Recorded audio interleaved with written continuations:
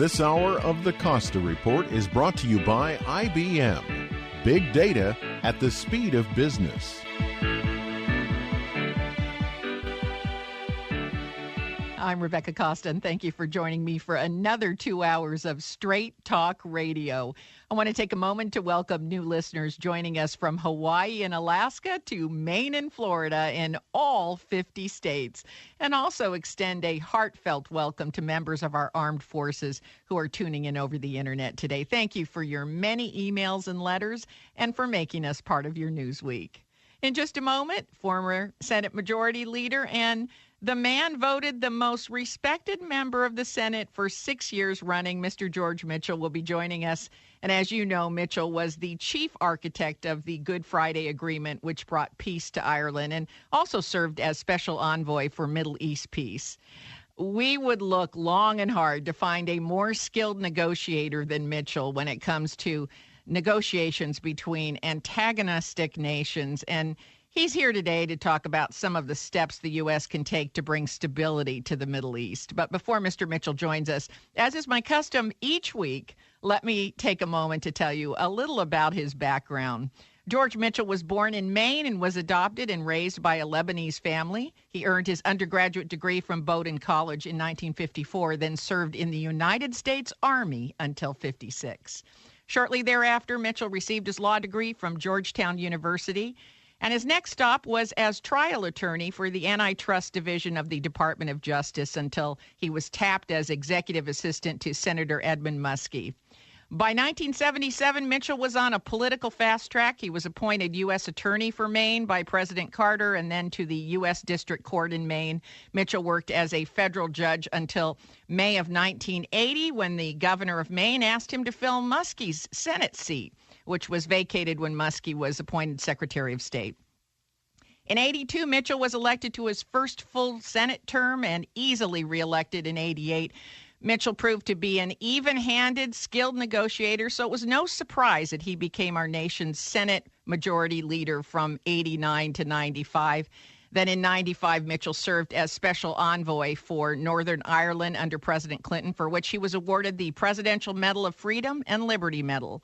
And in 2009, Mitchell was appointed by President Obama as Special Envoy to the Israeli-Arab peace process. I also want to mention that Mitchell is one of the founding members of the Bipartisan Policy Center, along with colleagues Howard Baker, Bob Dole, and Tom Daschle.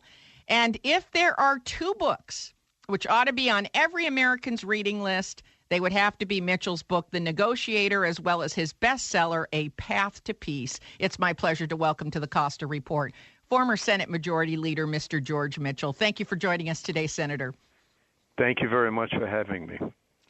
Mr. Mitchell, you are one of the leaders who knows how to bring peace into troubled regions, and in your book, A Path to Peace, you make it clear that any peace between Israel and the Palestinians has to be negotiated between them and cannot be forced upon them, which seems to be a perspective that President Trump has recently adopted. How do you feel about how the new administration is approaching peace between Israel and the Palestinians? I commend the administration for the effort. It will obviously be difficult. President Trump will be either the 12th or 13th president to try to bring peace to Israel and the Palestinians. There have been over 20 secretaries of state, many Arab and Israeli leaders, and so far success has eluded all, but we have to keep trying. I think the two essential ingredients are the one you mentioned, that the parties themselves have to be able to reach agreement. It can't be imposed from the outside. And secondly, there has to be an American effort to create the atmosphere within which reasonable talks can occur and in which an agreement can be reached, and most importantly, to guarantee implementation of the agreement. One of the things I learned in Northern Ireland, that it's very hard to get people to agree to end a long historic conflict, but it's even harder to get them to do what they agree to do afterward, that is implementation. is oftentimes more difficult than actually getting an agreement, and that's why the presence of the United States government is so critical. So I commend the administration. It's not going to be easy. The circumstances have changed significantly since I was there 6 or 7 years ago, some for the better, and some make it more difficult. So we'll see what happens, but I encourage and support the effort. Now, the decision to hold off on moving the U.S. Embassy from Tel Aviv to Jerusalem showed a great deal of restraint by the new administration. Do you agree that that was the right decision at this time? Yes, I do. President Trump is the third American president to pledge during the political campaign to move the embassy from Tel Aviv to Jerusalem. Both President George W. Bush and President Clinton made the same commitment in the campaign, and then afterward, on taking office, came to realize that it would be a serious mistake if you're trying to create an atmosphere conducive to serious and successful negotiation. And so I think it was right. It's sort of a delay for 6 months because under the law, the embassy will be moved unless the president certifies that it's in the national interest not to do so, and he has to make that certification every 6 months. So we'll see how that goes. I understood the pledge as a campaign promise.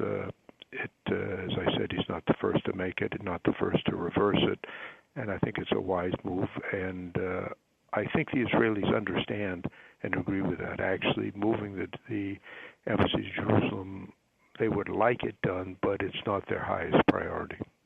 It sounds as though when you talk about creating an atmosphere, you're talking about not aggravating the situation. And the role of the United States in facilitating the two parties coming together, but not intervening. And it also sounds like you feel that there's a role for the United States in terms of implementation once an agreement has been struck. Well, that's right, and it's largely financial. Keep in mind that the Camp David Agreement, peace between Egypt and Israel, was reached in 1979, and the glue that was applied to hold it together in the aftermath was an American commitment to provide assistance to Israel, and now it's $3.8 billion a year under President Obama's latest decision in that regard, inherited by the current administration, and to Egypt. So we provided, if you add it up, about $5 billion a year since 1979. No other entity on earth, private or public, no other government has the capacity to do that. And, of course, it is also not just American financial aid, but the United States commitment, first, of course, to the security and safety of Israel. It's Israel's right to exist behind secure and defensible borders. And now, much more specifically than in the past, a commitment to a Palestinian state, a sovereign, independent, geographic, contiguous state. So the United States government is absolutely essential. It can't happen without us. In addition, we have allies around the region, and it's important for us to call upon those allies to help in supporting the effort, not to impede it. President Trump just made a visit to Saudi Arabia, and where he was well received, and he's gotten made a lot of contact with the Saudis. They have to be involved in this process, and they have to become positive forces, not negative forces, if the process is to go forward.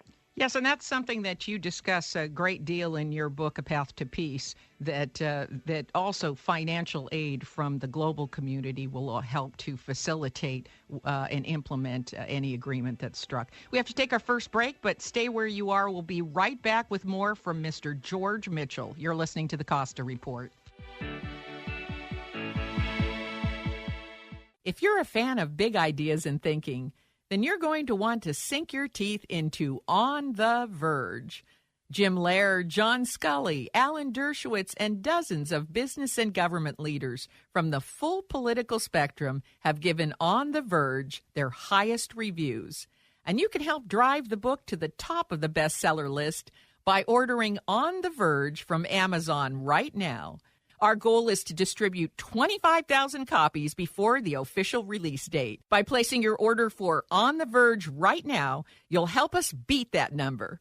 We need every listener to go to Amazon.com and order On the Verge as quickly as you can. And while you're at Amazon, order first edition gift copies of On the Verge for friends and family because they won't last long. On the Verge, on sale now at Amazon.com. That's On the Verge at Amazon.com.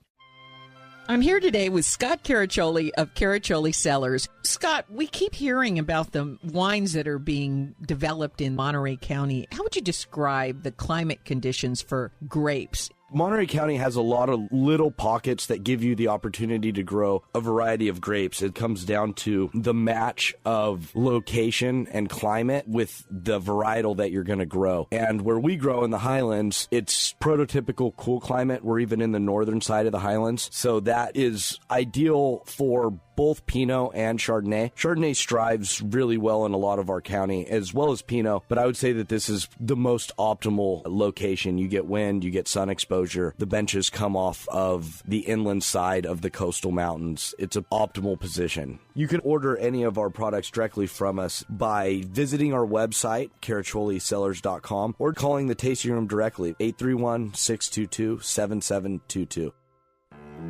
Every day, I wake up at 5 a.m. to give Dad his medicine. Every day, I wake up at 5 a.m. to give Dad his medicine.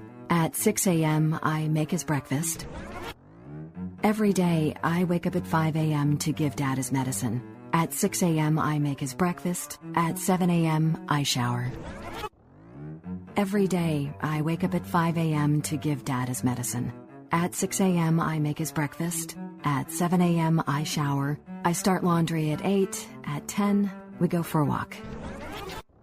Every day, I wake up at 5 a.m. For those dealing with the daily struggles of caring for a loved one, we hear you. That's why AARP created a community with experts and other caregivers for advice, tips, and support. Together, let's help each other better care for ourselves and the ones we love. Visit aarp.org/caregiving.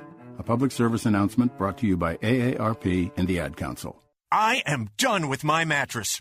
That's right. I'm not spending another night on this old bag. My new mattress comes today, and this thing is out of here. Bye-bye, mattress. Yep. Bye-bye, mattress. So says you and about 1,000 other people every day. And that's a lot of old mattresses with no place to go. There's the landfill, of course, where they just take up space. But what a waste. Because you could send it to a mattress recycler, where old mattresses get broken down into steel, foam, wood, and fiber that become new steel, carpet padding, home insulation, garden mulch, biomass fuel, locomotive oil filters, and all kinds of other great stuff. So bye-bye mattress is right. But don't toss it. Recycle it. It's easy. And it's free. To find a mattress recycler in your area, visit buybuymattress.com.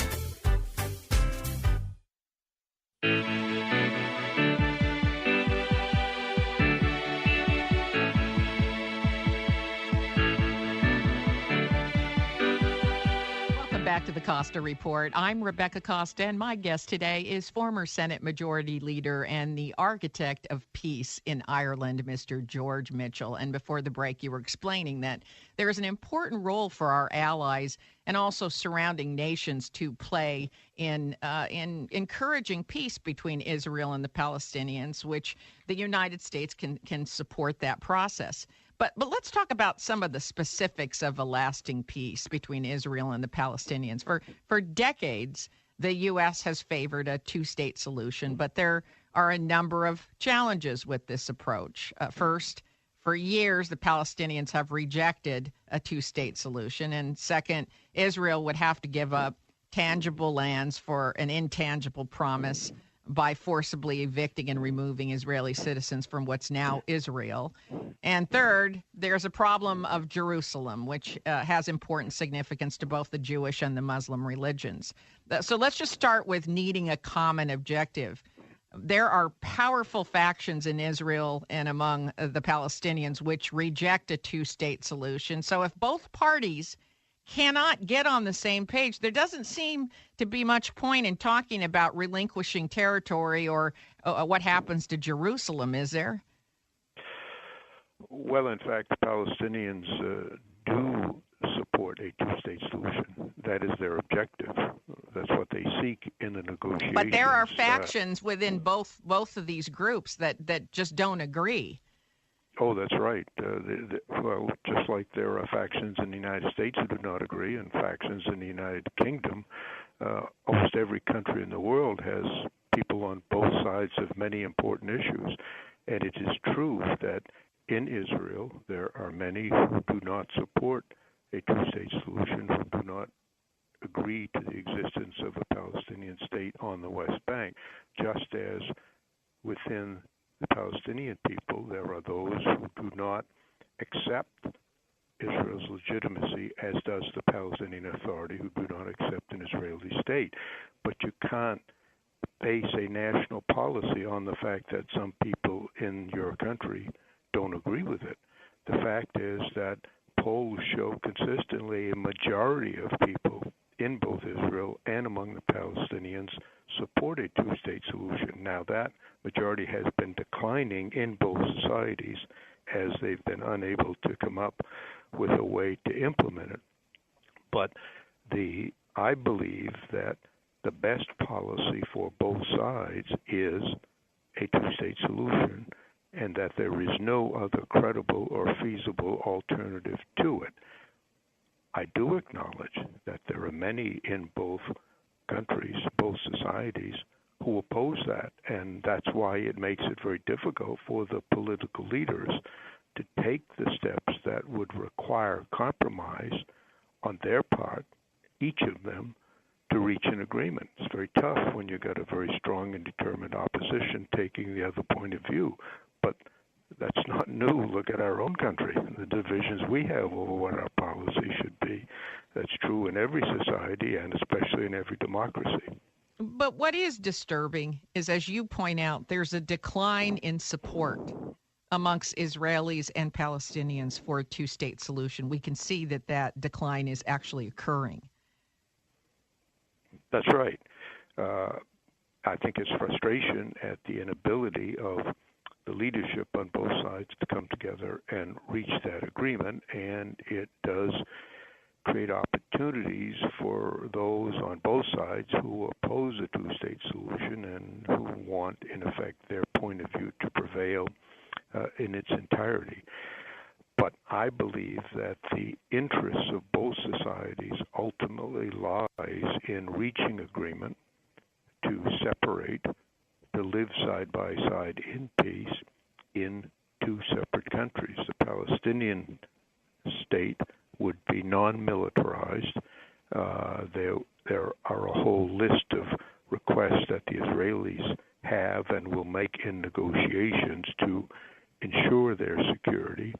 And the Palestinians have their own list of demands, but they've got to sit down and negotiate and agree on them. I think ultimately they will, because it is in their interest. Now, I would urge, if I might, Rebecca, your listeners, to pull up on their computers a speech that President George W. Bush made in January of 2008, before he left office, in Jerusalem. He assembled the leadership of both Israel and the Palestinians, and he basically said to them, I'm paraphrasing only slightly now, that the only way you can resolve this is through an agreement, and the only way each of you can get what you want is to make sure the other side gets what it wants, so you should be vested in each other's success. To the Israelis, he said, you have a state, a very successful state, but you do not have security for your people, reasonable and sustainable security. The people of Israel live in very dangerous and fearful and anxious terms terms because of the constant threat of violence. He said the only way you're going to get that is if the Palestinians get a state. To the Palestinians, he said, you don't have a state. You want one. You ought to have one. We, the United States, support your getting one, but you're not going to get a state until the people of Israel can have reasonable and sustainable security. So each of you have to get together, and the only way you're going to get what you want is to make sure the other side also gets what it wants, and that can be done through fair and responsible negotiation by leaders who are committed to a peaceful two-state solution. Now, that not everybody agrees with that, as you've pointed out, and so it does make it very difficult, but that's the political challenge. But there are many experts who believe that the more the Palestinians delay this process, the more concessions they've been able to get. How do you see that? Well, I don't think I think they don't get what they want, which is a state. So it's hard to see how they gain by delaying getting their objective. I'm somewhat at a loss to see how that's a benefit. You're basically saying that at the end game is for Israel to feel secure, and the end game is for the Palestinians to have territory they can declare as a state. That's the end game, and that they both gain by that. They gain something by that. That's right. That's exactly right. Now they also have to give up something to get that, and that's the political problem that both face. There are, as you have already noted, and I've said, there are people, including in the government of Israel, who are adamantly and publicly opposed to there ever being a Palestinian state on the West Bank.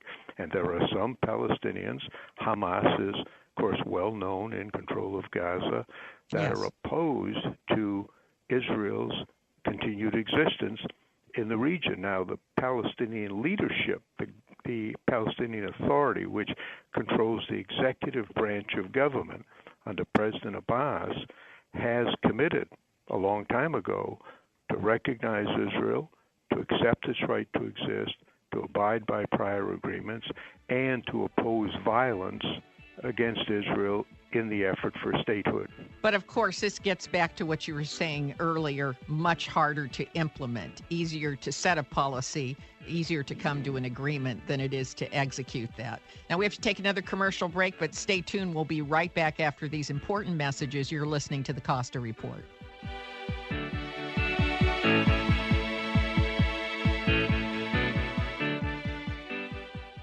Do not waste your money on any store-bought razor again. You heard me right. Don't even think about it. I just got my free Harry's razor in the mail, and now I know why 3 million people switched to Harry's razors. It's the closeness of the shave, that clean, perfectly smooth skin the razor leaves behind. And if that's not enough, Harry's razors are half the price of the leading multi-blade system. But there's no reason to take my word for it. Get your free Harry's razor along with 5 precision blades, shave gel, and blade cover right now by going to harrys.com/Costa. Your first razor and blades are free when you go to harrys.com/Costa, COSTA. Do it right now. I promise you won't get a better shave anywhere using any razor. That's harrys.com/Costa. But hurry before this offer expires. You'll never use another razor again.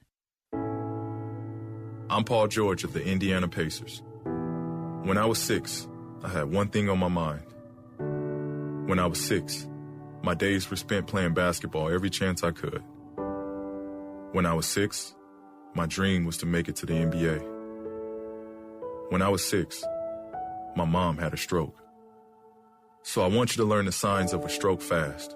F-A-S-T. F, face drooping. A, arm weakness. S, speech difficulty. T, time to call 911. Because the sooner they get to the hospital, the sooner they'll get treatment. And that can make a remarkable difference in their recovery. I'm Paul George. Protect the ones you love. Spot a stroke F-A-S-T. Fast. Life is why. Visit strokeassociation.org. Brought to you by the American Stroke Association and the Ad Council. Women now make up 37% of the workforce, changing their role forever. Harvard Medical School has now opened its doors to new female applicants. The first woman is now in space. The majority of last year's doctorate degrees were earned by women.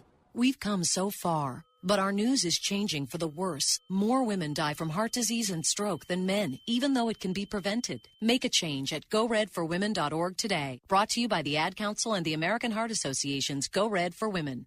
Okay, what are you wearing right now? Nothing. That's right. So Mommy's going to teach you how to dress yourself. Underwear always comes first, name tag at the back, then pants, then shirt. Get the first button in the right hole or you have to start all over. Socks going first, then shoes, right on right, left on left. With shoelaces, just take the ends, cross them over, switch the loops, the rabbit goes down the hole, pull tight, and you're left with bunny ears. Got it?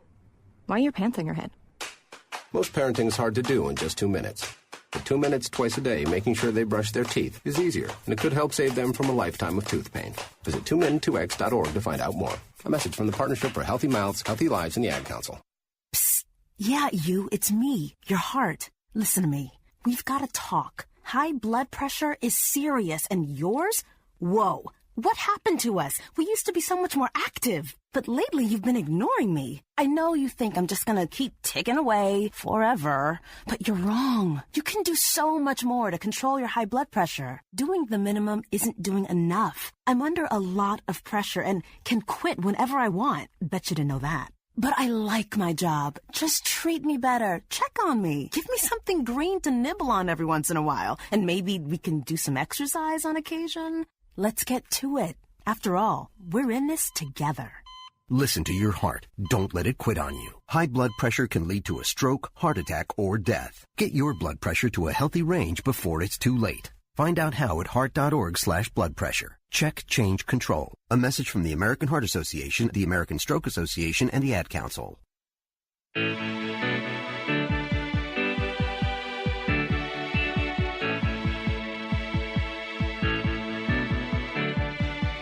Welcome back to the Costa Report. I'm Rebecca Costa, and if you're just joining us, our guest today is former Senate Majority Leader George Mitchell, and author of A Path to Peace. And you were talking about a speech that President Bush made in 2008 in Jerusalem, where he clearly outlined the upside of peace to both Israel and the Palestinians. Now, let's talk about the difficult topic of partitioning land. What is your reaction to Israel building new settlements in the West Bank? The United States government, under every president since 1967, has opposed the policies and practices of the government of Israel in constructing settlements in the West Bank.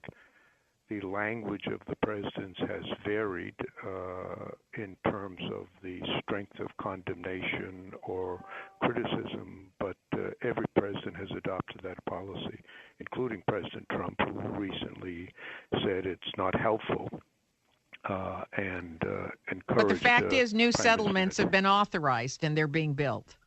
Yes, they are. That's right. And the policy of every government of Israel, under both Labor and Likud and their predecessors, has been to continue with the construction. So we're both democracies. We're both have vibrant internal political processes, and while we're very good friends and allies, we don't agree on everything.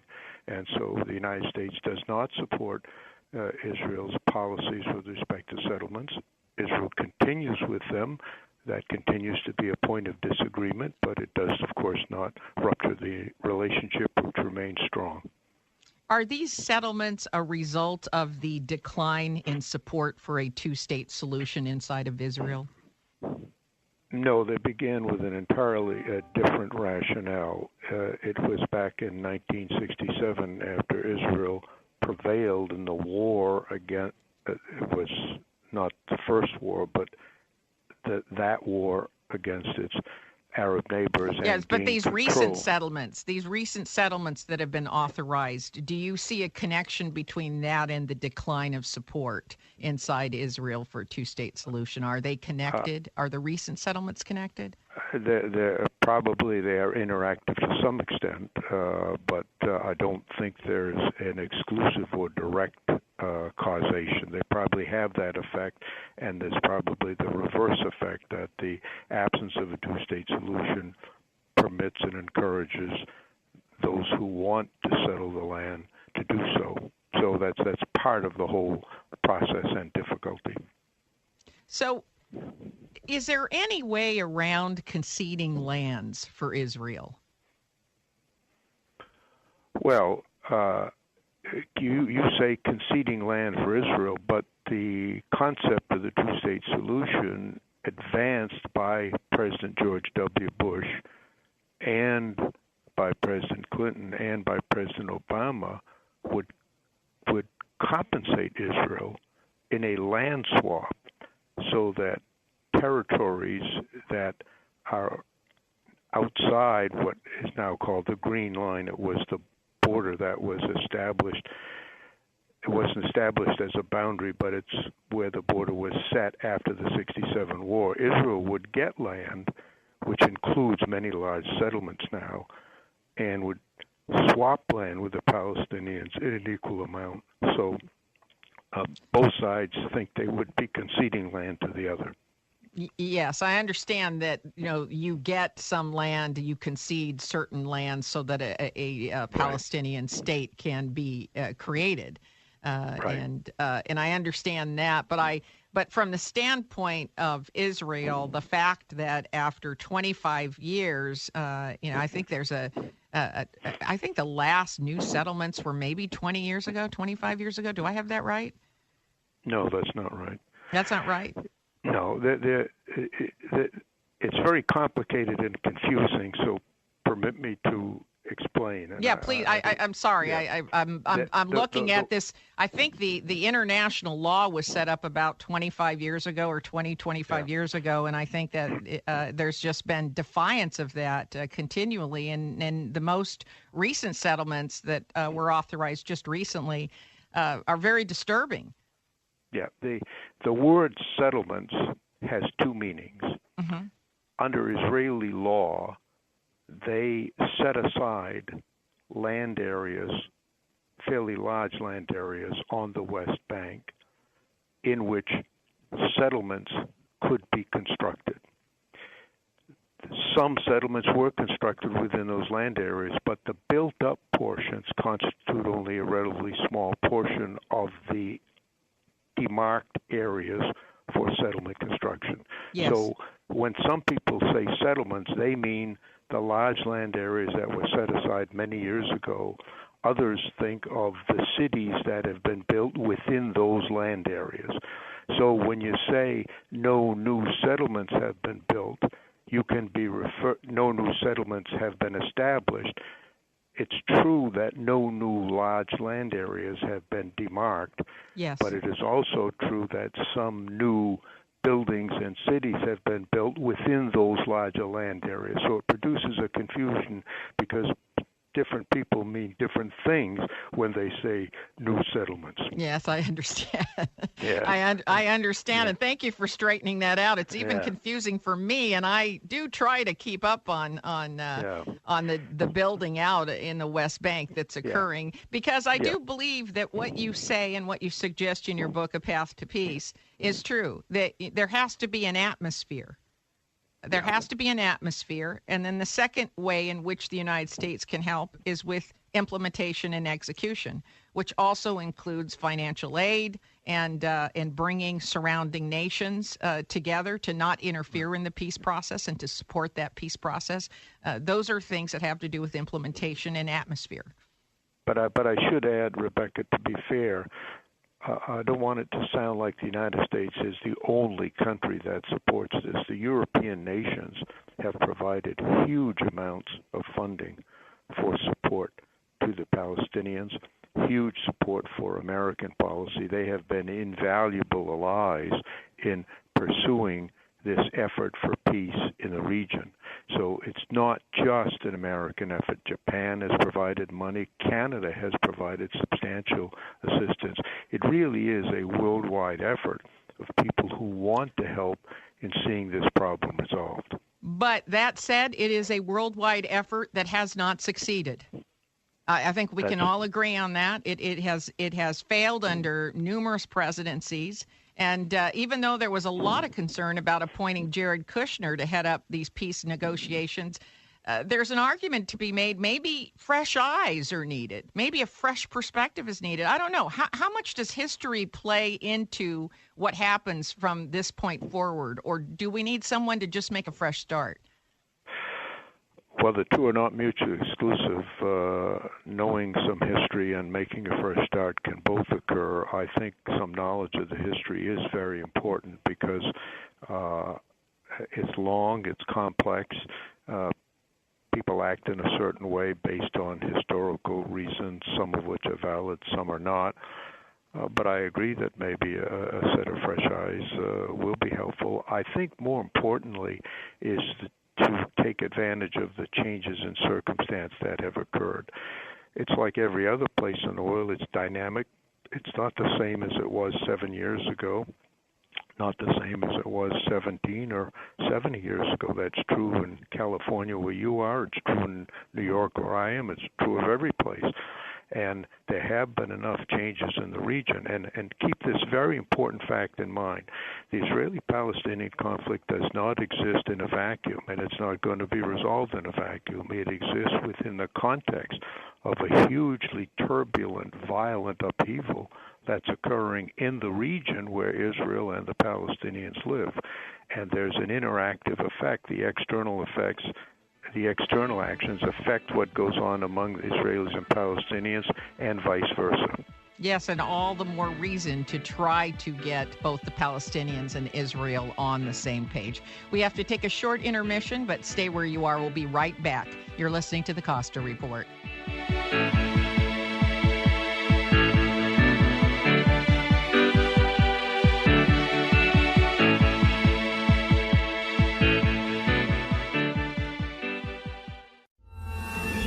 I owed the IRS $10,000. The IRS garnished my wages. They put a lien on my house. The IRS is the most powerful collection agency in the world. They do not give up until you pay. I couldn't sleep. We were being audited. I called Tax Solutions Now, and a great big weight was lifted off my shoulders. I called Tax Solutions Now, and they got the IRS off my back. Tax Solutions Now had my wage garnishment lifted in 48 hours. Tax Solutions Now can get you help. Our agents know the rules, can stop the pain, and get you the best deal. We connect you with a team of former IRS agents and tax professionals who will get the IRS off your back. We saved our home and overcame the most powerful collection agency in the world. Call Tax Solutions now. Time is running out. Call 800-987-0577. 800-987-0577. 800-987-0577. 800-987-0577.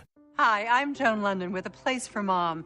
Over the years, we've helped thousands of families find senior care, and today's senior living communities have never been better, with amazing amenities like movie theaters, exercise rooms and swimming pools, public cafes, bars and bistros, even pet care services. And nobody understands your options like the advisors at A Place for Mom. These are local expert advisors that will partner with you to find the perfect place and determine the right level of care, whether that's just a helping hand or full-time memory care. Best of all, it's a free service. Call today. A Place for Mom. You know your family, we know senior living. Together, we'll make the right choice. Call A Place for Mom right now to get our free ebook on financing senior care, as well as a free referral for senior living communities in your area. Call 1-800-806-8572. That's 1-800-806-8572. It may be hard to believe, but people just like you are already saving money. FeedThePig.org makes it easy. Their simple savings plan teaches you how to start saving without going overboard. So you don't need to mooch off your friends. You gonna finish that grape? You mean the one in my mouth? You don't need to stop buying the necessities. What you're smelling is a natural musk. Ew. You don't need to be a medical test subject. How do you feel? Mostly okay. Sometimes, though. You don't need to get a second job as a stuntman.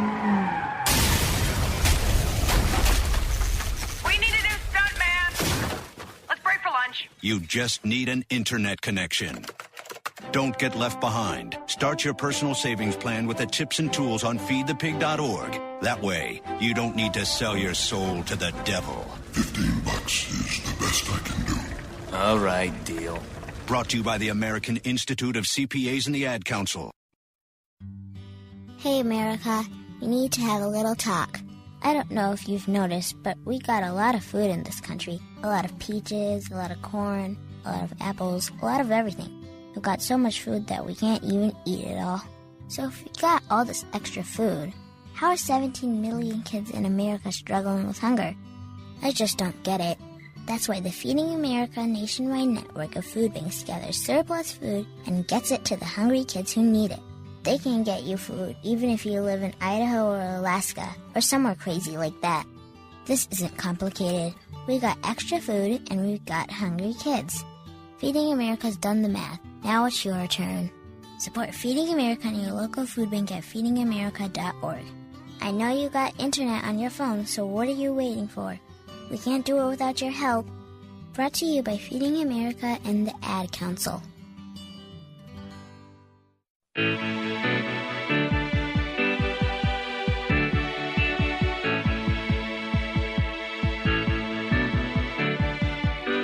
Welcome back to the Costa Report. I'm Rebecca Costa, and my guest today is Senator George Mitchell, and we have been talking about the long, challenging road to peace for Israel and the Palestinians, and what role the United States and other nations can play in helping to create the right atmosphere and facilitate execution of a peace agreement.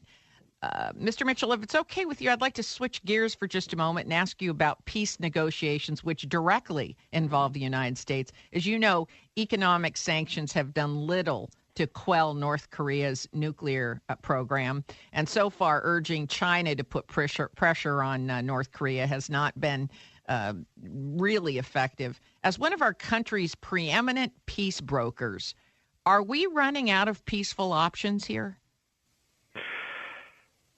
Before I answer that, Rebecca, which I will in a minute, I just want to make a separate comment. In the break now, you just had an ad for your new version of the Watchman's Rattle. And I want to put in a plug for you because I've got your first edition of this, and I like to read it because it's short sections and you can read a little bit at a time. But I should read for your listeners this statement that you made in the book in 2010. Without a firm grip on facts, we lose our ability to determine what is at the root of our biggest threats. So we simply begin accepting beliefs in lieu of knowledge. It sounds pretty forward-looking when you project it to our situation in the country today. Well, thank you, Senator Mitchell. I appreciate that plug for the Watchman's Rattle. And I have a second book coming out, and you're going to get the first copy off the presses for that. Yeah. Thank you, sir. Sir. Well, the interesting thing is you have that in italics, emphasizing it. Page 119 of your book. Yeah, I do, because we all know that the more complex a situation is, and no one knows this better than you do, the more complex a situation is, the more likely that knowledge, instead of knowledge, unproven beliefs and opinions begin to prevail. And once that starts to take over public policy, we are lost. We are lost. We have to look at the facts. We have to be a fact-based policy nation. And this is what I worry about the most. I truly worry about it. But thank you so much, sir, for the plug for the book. So now let's you said it, and I agree with it. So North Korea. So let's talk about North Korea. Are we out of peaceful options here? Because I hope you say no. Well, I don't think you're ever out of peaceful options. You just have to keep trying, although I do believe that there is no simple or easy course of action for the United States in this circumstance. Keep in mind that we try to look at things with logic and in a rational process of thinking, but we are dealing with a person, an irrational, insecure, young, immature leader who has made clear he's prone to violent actions without warning or without any real basis in fact or logic. Unstable, a very repressive regime that is testing not just us but their own ally, China. Now, one of the problems we have is we American leaders, not just President Trump, but on both sides for a long time, have said we've got to get China to do this. China's interests are close to ours in the short term. They don't want upheaval, they don't want disruption, but in strategic and long-term planning, China's interests are diametrically opposed to ours. We want a unified Korea, a democratic nation, just as we want democracy all around the world. That's the last thing China wants. They don't want a unified democratic Korea because that would put American forces on their border. Now, unless we withdrew them, of course, in the aftermath of such an event. Well, this is what I don't understand. I don't understand why we think China would do anything to weaken North Korea. They don't want a unified democratic Korea. That's exactly right. So why are they going to weaken North Korea just because we're threatened by that? Well, they don't want the disruption that might occur if the North Korean leader began or started an international war. That would have a devastating effect on China. They don't want the regime to collapse because they will face millions of people fleeing across the border into China that they would have to deal with. So what they want is like calm. Can't you keep this quiet? Can't you keep this calm? They don't want regime change. We want regime change. We want a unified democratic nation, which is, of course, what the people of Korea want and would benefit from, I believe, north and south. So it's very difficult, but I think we do have to, at some point, engage directly with them. I think that's the way it's heading now, much as the administration does not want to engage in direct talks with them because they are so untrustworthy and not believable in what they say. Nonetheless, I think that's the way it's going to proceed, and I think any chance of you going over there? No. I've done my tour's duty. I did 2 tours of duty in the Middle East and one in Northern Ireland. Yeah. Yes, you did. No. But that experience is showing, sir. well, thank you. But we've got good people. That's not our problem. Well, I'm afraid we are all out of time, but before we say goodbye, let me take this opportunity to thank you for your long service to our country, and thank you for making time to join us today, Mr. Mitchell. Thank you. Thanks for having me. Now, today we've been talking about the right way to tackle difficult, persistent problems such as the ongoing conflict in the Middle East and now the ongoing conflict with North Korea. But not only do you need a clear strategy, but you've got to have the right tools and, as you heard me say, the right people for the job. And where do you go to find the best people for any job? Well, whether it's negotiating, welding, office, or IT skills you're looking for, the place to start that search is ZipRecruiter. With ZipRecruiter.com, you can post your job to 100-plus job sites with just one click. Then powerful technology matches the right person to your job. And you can imagine how much time you save by posting a job just one time and then having it appear on 100 job sites. Never mind how much you increase the odds of locating that perfect person for your opening. This is why ZipRecruiter is different, and it's used by thousands of businesses, small and large. Unlike other job sites, ZipRecruiter doesn't depend on candidates finding you. It finds them. In fact, over 80% of the jobs posted on ZipRecruiter locate a qualified candidate in just 24 hours. In one day, you can fill that job. So ZipRecruiter is not only thorough, it's fast. No more juggling emails or calls to your office. Simply screen, rate, and manage the candidates all in one place with ZipRecruiter's easy-to-use dashboard. Find out today why ZipRecruiter has been used by businesses of every size to find the most qualified job candidates with immediate results. And right now, my listeners can post jobs on ZipRecruiter for free. That's right, free. Just go to ZipRecruiter.com/Rebecca. Get the word Rebecca in there so that they don't charge you. That's ZipRecruiter.com/Rebecca. One more time, to post your job opening for free. Doesn't matter what the job opening is or how many you have. To try it for free, go to ZipRecruiter.com/Rebecca. And I'm going to spell that for you. ZIP, then the word recruiter, RECRUITER.com/Rebecca, my first name. and you'll be able to post any jobs that you have completely for free, and it doesn't get any better than free. Now, this is where I get to give my listeners a free gift every week. You're going to hear me get on the radio here and offer you some service that'll make your job a little bit easier and your day a little bit better. Now, if your station is leaving us after this hour, my guest next week, and you want to mark your calendars on this, is former United States Ambassador to Afghanistan. We need an update on Afghanistan, folks, and this is the fellow to give it to us. General Carl Eikenberry will be in the studio with me. When will the Afghan military and economy be able to stand on its own 2 feet?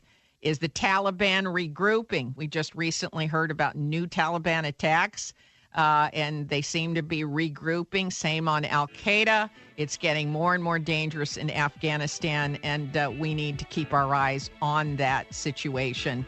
And, as you know, the media is always falling behind reality, but if you listen to this program, you know we're staying on top of that situation. When will it be safe for the U.S. to fully withdraw from Afghanistan? Find out when Carl Eikenberry joins us next week, right here on the only news program that puts policy ahead of politics. Now stay tuned for another hour of Straight Talk Radio. You're listening to the Costa Report.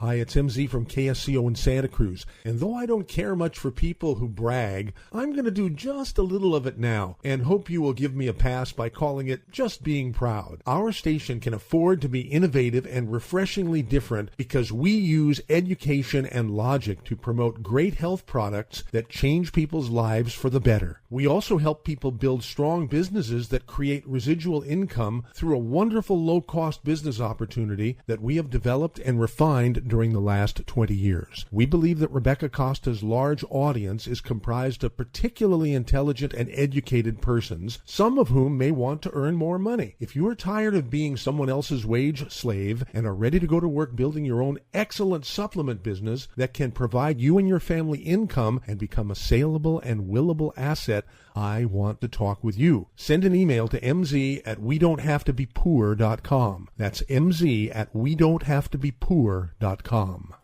Unexpected reactions to smart financial decisions brought to you by feedthepig.org. Well, I finally did it. I improved my credit score. You're kidding, right?